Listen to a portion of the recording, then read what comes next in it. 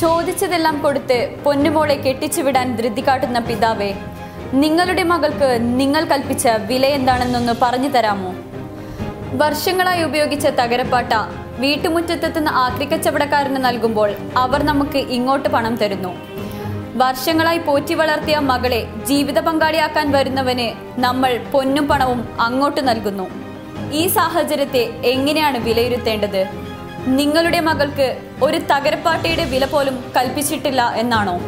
ആൺമക്കളെ വിത്തുകാളയ്ക്ക് വിലപേശുന്നത് പോലെ പൊന്നും പണവും വിലപേശി വാങ്ങുന്ന കുടുംബത്തിലേക്ക് ചോദിച്ചതൊക്കെയും കൊടുത്ത് സ്വന്തം മകളെ പുറന്തള്ളാൻ മാത്രം ഉപയോഗശൂന്യമാണോ നിങ്ങളുടെ മകൾ? സ്വന്തം മകളുടെ സ്വപ്നങ്ങൾക്ക് പരിധി നിശ്ചയിക്കുകയും പഠിക്കാനോ സ്വന്തമായൊരു ജോലി നേടാനോ സ്വാതന്ത്ര്യം നൽകാതെ ഏതെങ്കിലും ഒരാൾക്ക് വിവാഹം കഴിച്ചു കൊടുക്കാൻ തിടുക്കം കാട്ടുന്നതും നിങ്ങളുടെ ബാധ്യത തീർക്കാനാണോ?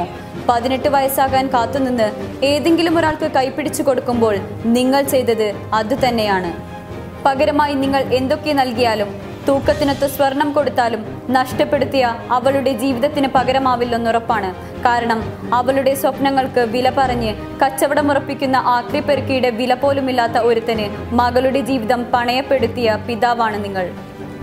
നിങ്ങൾ നിങ്ങളുടെ മകളെ ആത്മാർത്ഥമായി സ്നേഹിക്കുന്നുവെങ്കിൽ അവൾക്ക് അഭിപ്രായ സ്വാതന്ത്ര്യം നൽകുക, അവളെ പഠിക്കാൻ അനുവദിക്കുക, സ്വന്തം നിലയിൽ ജീവിക്കാൻ അവളെ പഠിപ്പിക്കുക.